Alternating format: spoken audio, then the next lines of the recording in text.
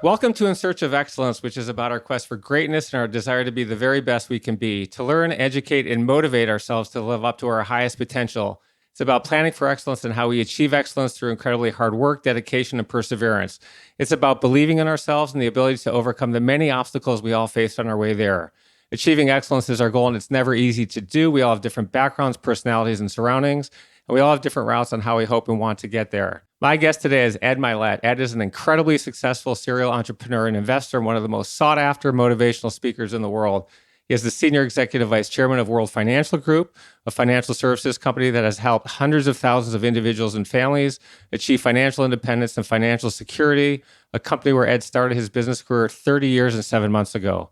In 2022, Ed was named one of the 125 most influential leaders by Success Magazine. And in a recent survey, he was ranked as the #1 inspirational speaker in the world.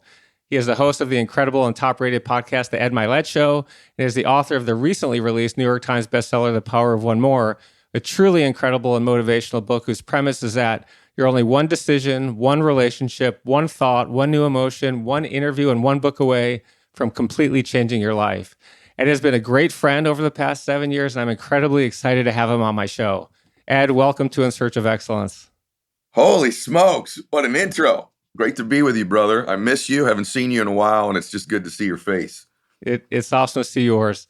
I always start my podcast with our family because from the moment we're born, our family helps shape our personalities, our values, and the preparation for our future. We were born in Boston and grew up with 3 younger sisters in a lower middle-class family in Diamond Bar, California, a city in eastern LA that has a population of 50,000 people. Your dad, Ed, was an alcoholic and drug addict when you were young, and he had an incredible influence on your life, including being the motivating reason for writing The Power of One More. We're going to talk about him a lot in this podcast, but I want to start with your mother, Debbie, whom you've never talked about publicly. What was she like, and what kind of influence did she have on your life? No one has ever asked me about my mom, and I've done 4 million shows. So my mom was the stabilizing force in my home. My mom had something, second to last chapter of my book is on equanimity. I talk about having calmness and peace under duress. And my mother embodies that more than anybody I've ever met in my life. You know, when you're especially back then, you picture my mother's got 4 children, 3 little girls and a boy, alcoholic husband. Some nights he comes home, some nights he doesn't. She does not have a career outside the home. She's financially tied to this man. And somehow every single night, you would never know anything was wrong in her life. She never showed hurt. She never showed fear. She never showed anxiety. She was the stabilizing force in my life. I think we learn a lot from our parents. Most things in life from parents are caught, not taught. You catch things. And I caught from my mom the ability to be kind of calm under pressure. And that's equanimity. And that's why I wrote about it in the book. I should have credited my mom in the book with that, and I didn't. But my mom is no question in my mind. I'm so grateful that you asked about her, Randy. She is certainly the most important person in my life ever, and I would not be here without her. So thank you for letting me honor my mom. I'll send her this clip. Please do, and please tell her I said hello. I will. Because your dad was an alcoholic and drug addict, there was a tremendous amount of chaos around you when you were younger. There was constant yelling. Your friends wouldn't come over because of it, and you were ashamed and embarrassed when you left your house because your neighbors could also hear the yelling. When you were 7 years old, your family moved to a new town and you're the new kid in school. You were very small in size, were insecure, you had no confidence, and were picked on and bullied and beat up. You were thin, and your next door neighbor, a guy whose name was Ray, who would call you Eddie Spaghetti, your meatballs are ready, something that caught on with your classmates and caused you to come home crying to your mom, who would console you. There were many mornings when you left for school and your dad didn't come home the night before, or there had been turmoil the night before. At this point, in the first grade, you had a teacher named Mrs. Smith. One day, your school was doing testing, and somebody from the school came into the classroom and said, "Mrs. Smith, we need your smartest student to come take a test and represent the class." And Mrs. Smith turned to you and said, "That is Eddie. He's the smartest boy." You're surprised. When you looked up at her, she smiled at you and you lit up. It was the first time in your life that somebody thought you were special. So you get up, you walk to the back of the room, you take the test, you did well on it, you return to the classroom, the class was over, but Mrs. Smith was waiting for you. She asked you to come to her desk, and when you did, she told you that you were special and so smart and hugged you for a full minute, and it really changed your life a lot. Can you tell us how it changed your life? And in Search of Excellence, how important is it, regardless of your age, for somebody to tell you that you're special and that they believe in you and make you feel loved? And on the flip side, how important is it for us to do the same for others? Great question. That's the defining moment of my young life because I just felt horrible about it. And to the point, Randy, where probably I'm not sure. I think probably I contemplated why live. You know, I think I really had some of those thoughts as a kid, and so that moment of someone going, "You're special," altered me. You know, and in your life, even right now, people listening to this or watching it, you on one hand, if you're lucky, you might have two or three people in your life who have really made you feel special, and they believed in you. And even when you picture their face, if you're lucky to have one, you get emotional, whether they've passed away or they're still here. There's something about you that's your souls are glued together. And all of you are thinking of that person or those two or three people right now. It could be your grandmother, your mother, your dad, a coach. It could be a mentor. And for me, it was Mrs. Smith. It was the first person that really I felt like believed in me. And it altered me because I finally thought, well, maybe I'm special. Maybe I am. At least it was possible that I was. And then when I went to work at an orphanage, when I got out of college, my baseball career, and I went to work at an orphanage, and these boys that I was with, I figured out very early, they just wanted someone to love them and care about them. And here's the big hook. You use the word, believe in them. You know, oftentimes, even from our parents, maybe we feel like they love us, but do they believe in us? And so Mrs. Smith was the first person to believe in me. And how important is it? Well, you will glue yourself to somebody as one of those people the rest of their life if they really sense that you love them and you believe in them. One thing with my kids I've tried to do is obviously I think most parents get over to their kids that they love them, but I don't think most parents are conscious of getting their kids to know they believe in them. And I spend a lot of my time when I was raising my children on that one thing because for me, I'm 51 years old. And if I talk much longer about Mrs. Smith, I will weep. When I was in fourth grade, Randy, I've never said this on a show, but because it's you, I'll share it. In my school, and just remember this, I'm a fourth grade little boy. In my school, you could see the other classes. There were no walls between the classes. So it was like I could look into other classes. It was the first day of school, fourth grade, and I was a good little boy. I had my hands folded. Wanted the teacher to see me. And I looked over my right shoulder into a classroom. I'm going to get emotional. Into a classroom that was across the structure we were in. And Mrs. Smith was in the back of her classroom. And she was watching me. And I watched her and she was praying for me. And she had tears coming down her eyes and she was praying for me. And I just caught it for like about 10 seconds. And then she went on to teach her class. And I remember thinking, 3 years later, she still cares about me. She still believes in me. She still loves me. And it just stuck with me that on this earth, there really are good people. There really are special people who will pray for you, that will believe in you. And she was that person, not just that one moment, but that moment in fourth grade when she was just looking at me and praying for me of all the kids. And the reason was she knew something's going on in this little boy's home that's so painful for him. And she was just praying for me. So yeah, big time. You had a lot of trauma when you were a kid, in a lot of ways a normal home, in a lot of ways dysfunctional home. Can you take us through your very first memory of the trauma you experienced as a child and a few of the other memories, including the more than 40 fistfights your dad got into, including at an Angels baseball game, at church, in line at the donut store, and even on the freeway, and how this affected your self-esteem? And what's your advice to those listening and watching on how to get over, work through these traumas, as well as your advice to parents whose kids suffer greatly from them? By the way, you're the most prepared interviewer of all time. The first thing I remember on trauma was we were driving in my dad's car and we were on a 2-lane highway and I was about 4 years old and my sister was in the back seat with me and my dad was drunk and we were going too fast and he has his family in the back seat and he started to swerve into oncoming traffic at over 60 miles an hour and they're coming at us at over 60 miles an hour. And I don't know we're swerving because I'm in the back seat, no seatbelt on back in those days. Both my parents are smoking, right? And I don't, it's back in those days, you're just bouncing around the back seat of a car. And we start to drift. And at the last minute, I hear, and my mother grabs the wheel, whoo, and swerves the wheel over. And we avoid being killed in a head-on collision. And I remember us getting over to the side of the road. And I remember my dad being mad at my mom for grabbing the wheel. And she had saved our family. And I remember him yelling and yelling and yelling. And it was weird. I'm 3 years old, maybe 4. And I remember consciously thinking, I'm going to go with my mom when they divorce. I'm going to go with my mom when they split up. So I do remember that. And what I would say to parents about these things is your kids are, when you go to a Little League game, Randy, with your kids or anything, a recital, Christmas play, you see one kid up there, don't you? There's 50 kids. You're watching one, and it's yours. For your children, they only have one daddy. They only have one mama. They're watching you constantly. They're watching you when they don't know they're watching you. They're watching you when their eyes aren't even on you. And so you're their entire universe. And there's a lot of forms of child neglect in the world. There's abuse, there's alcoholism, there's drug addiction, there's, all kinds of different stuff. They don't love someone enough, but there's an insidious form. The most prevalent form of child neglect in the world today is a parent raising a child, and that parent is not in pursuit of their potential or their dreams. It's subtle, but what you're doing is let me say that to you again. The subtle form of child neglect is a parent not in pursuit of their potential or their dreams, because you're installing in that child that it's okay to settle. You can be whatever you want, sweetheart. Well, why aren't you, daddy? You could be the president, honey. Well, why aren't you, mama? You can be happy all your life. Why aren't you happy, mama? What your children see you driving in the car alone. They see you getting ready in the morning. They see you with your cup of coffee. They know whether you're happy. They know whether you're happy. You can't fool your children. Eventually, they figure you out.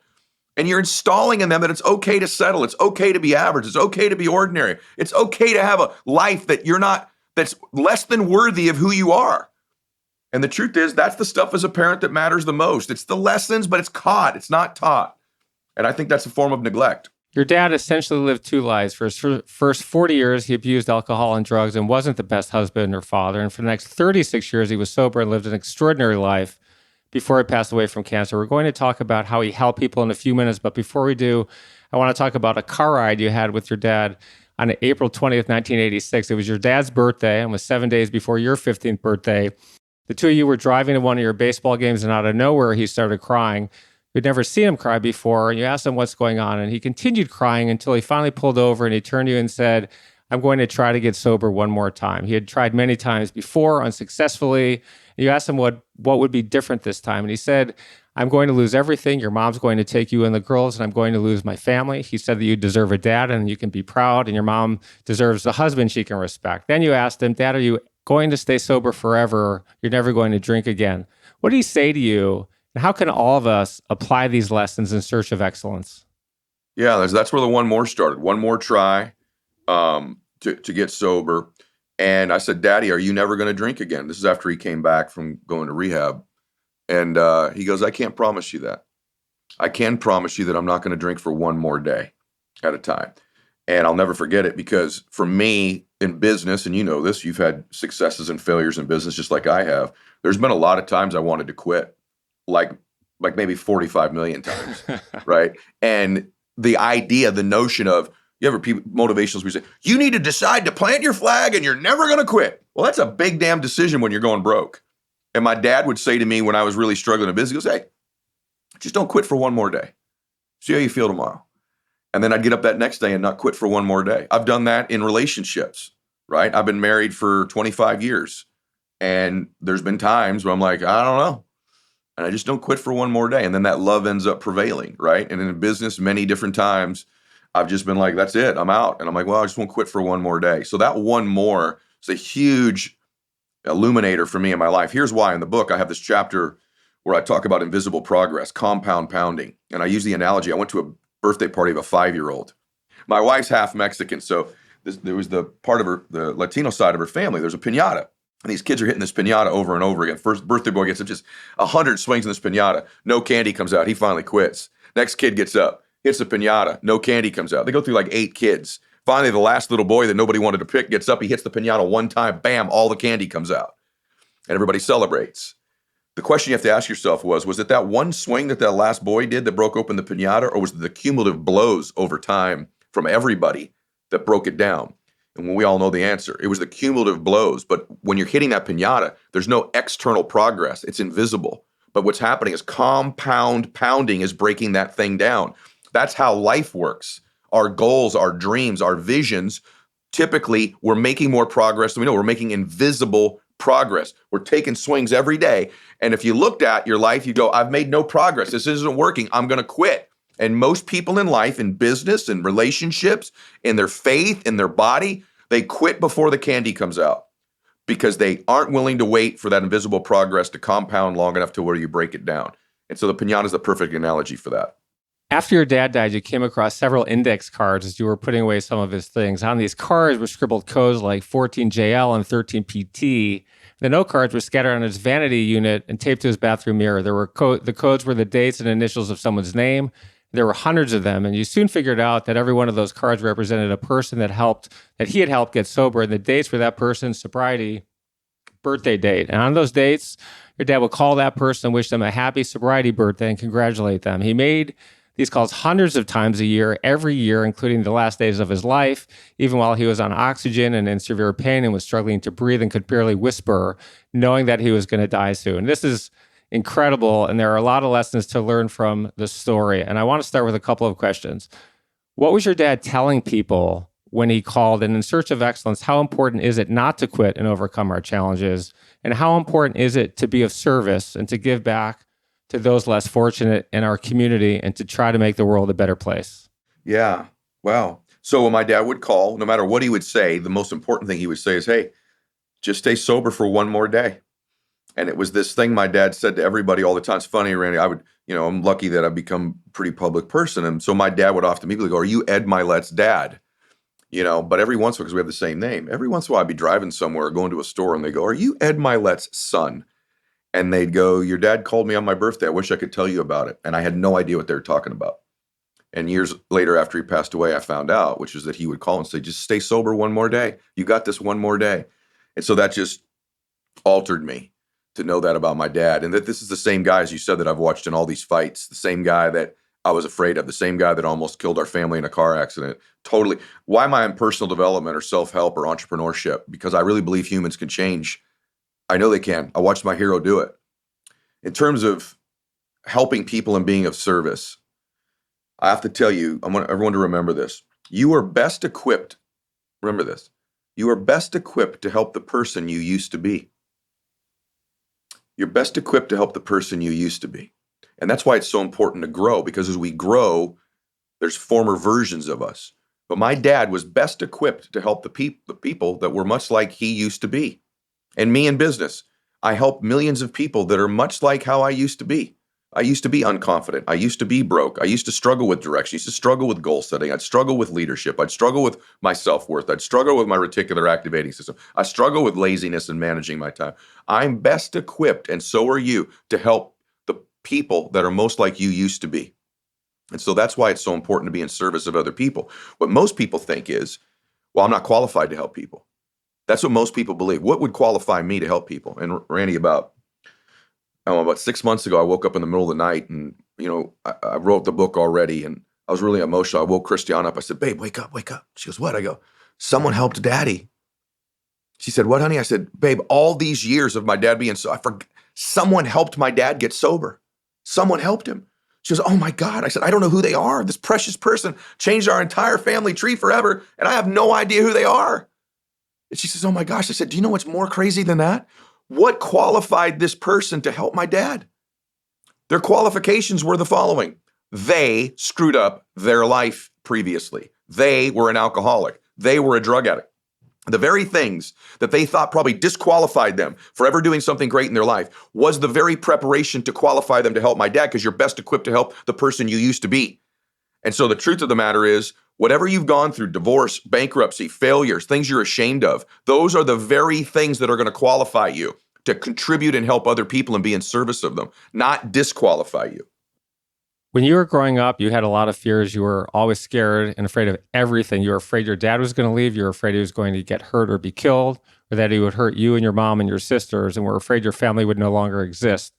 You were afraid you would embarrass yourself at school. You were afraid of being a failure and of letting people down. You were afraid people would figure you out, and that you weren't that special, and find out how average you were. And even when you had success, like when you played baseball, which we're going to talk about in a few minutes, you feared that it was a fluke. And even today, despite your massive success, you still have a lot of that in you when you're telling yourself it's a fluke, that people are eventually going to figure you out and think that you're not that big of a deal. You fear that your incredible podcast wouldn't be successful, and you fear that your best-selling book wouldn't be either.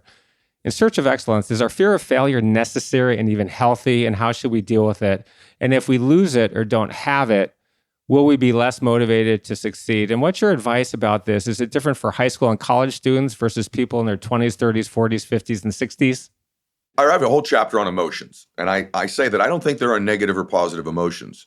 For example, fear. Part of my fear of not doing well today causes me to prepare. Part of your fear of, hey, I don't want this to flop, is you've done this tremendous amount of research.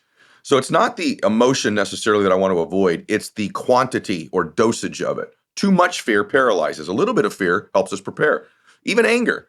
I don't want a lot of anger in my life, but every once in a while when I'm angry, I go into a state. I'm going to dispense some justice and compete here, right? So I've been playing golf before. You've been out there with me, where I'm pissed. I bogeyed 3 holes in a row. A little bit of that getting pissed focuses me, as opposed to if I was just never angry about it, maybe I just roll with the losses, right? So that's the thing I would say about the emotional part of it.